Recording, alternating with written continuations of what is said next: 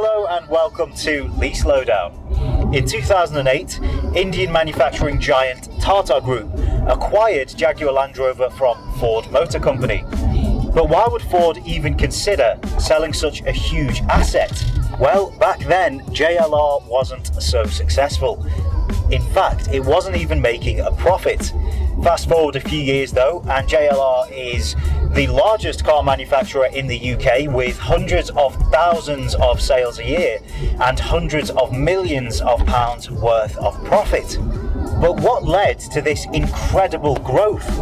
Was it new and nifty features like a pop-up gear knob and pop-out air vents included in cars like this 2009 Jaguar XF that I'm driving now?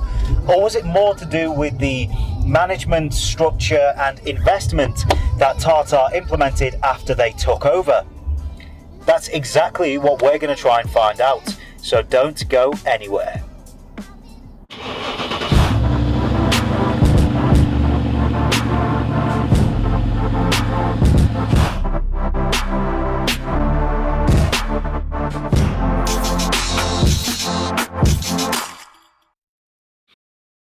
For this video, we're going to focus mainly on Jaguar and look at three things. Firstly, the range changes that were made after Tata took over. Secondly, Tata's management and structure. And thirdly, the ever impressive British manufacturing. So firstly, range changes. After Tata took the reins, models like the S-Type, X-Type and XJ8 were shown the boot and replaced by models more appropriate for the 20th century. No. Like the XJ, this XF and the XE, for example. These newer models completely changed the face and, more importantly, the perception of Jaguar. Rewind the clock a few years and okay, Jaguar were synonymous with things like class and maybe a bit of elegance, but ultimately the stereotypical Jaguar driver was an old man with grey hair, if indeed he had any hair at all, who carried around his golf clubs and took his dog for walks every day. Nowadays though, the Jaguar market has been completely diversified and drivers can hold their head up proudly irrespective of age or hair colour. These design updates undoubtedly played a part in JLR's turnaround. With quality interiors like in this XF that I'm driving now, and sleeker, more elegant exteriors, JLR did puberty the right way, and it certainly paid off. The introduction of new lines added to the wider customer base as well, with things like the F-Pace in 2016, the F-Type in 2013, which, in case you haven't noticed, features in the LeaseLowdown logo because it's just so damn pretty, and of course the soon-to-come fully electric I-Pace, which shows JLR again pushing the boundaries and shaping the future of the automotive industry. Moving on to number 2, and we have Tata's management and structure. Tata Group was best known for its steel and tea businesses before buying JLR from Ford in 2008 for £1.5 billion. A lot of money, right? But nothing compared to the further $11 billion that had to be invested into JLR to turn things round. In 2008, Ford made a $41.6 million pre-tax loss on revenues of $2.1 billion. 6 years later, and JLR posted £2.6 billion of pre-tax profit on £21.9 billion of revenue. Staff almost doubled to 36,000 in that time, and sales rose from around 65,000 to 462,209 vehicles. So what exactly did Tata do with that £11 billion to result in such a U-turn? Firstly, there are the plants. Tata built and extended various production and research plants, including many in the UK, like the Halewood plant in Liverpool for £130 million, the Castle Bromwich plant in Birmingham for £500 million, and the Gaydon Design and Engineering Centre in Warwickshire for £200 million. Along with those investments came new employees to pay and new materials, equipment and technology to purchase for production. Then you have smaller investments to revamp things like showrooms and branding.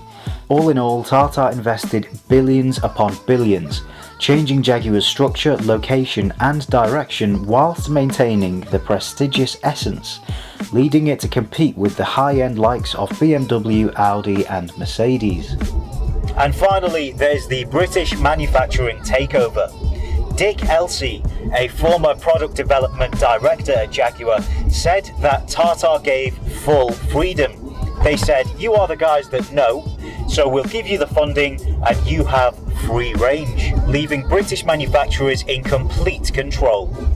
And when talking about JLR's latest project, the Velar, which you can read about by clicking the link in the description, CEO Ralph Speth said, "The expansion of our product range and building this British designed and engineered car in the UK is a sign of our confidence in British manufacturing.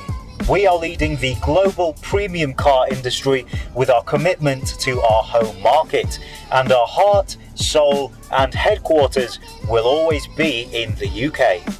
Whilst it was the decision and investment of Tata that put British design, engineering and manufacturing in charge, it was the Brits themselves who put the work in and produced beautiful results. The Evoque, which fast became JLR's best-selling vehicle after its introduction in 2011, was designed by Jerry McGowan and his team at Warwickshire, with a little help from Posh Spice. And then there's Ian Callum and his team in Birmingham leading the charge for cars like the F-Type, F-Pace and XJ. At the end of the day, credit must be given to the creatives behind the products themselves, so well done to the Brits.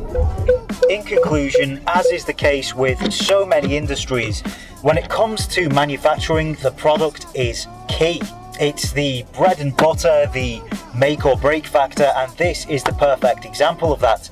Yes, there are other factors that contributed to JLR's success, but ultimately it's the vast shift in JLR's image, the introduction of new lines like the F-Type and F-Pace, the design updates that were a result of British intuition which put JLR on top and which Ford failed to implement in the early 2000s, that's had the biggest impact on JLR's success.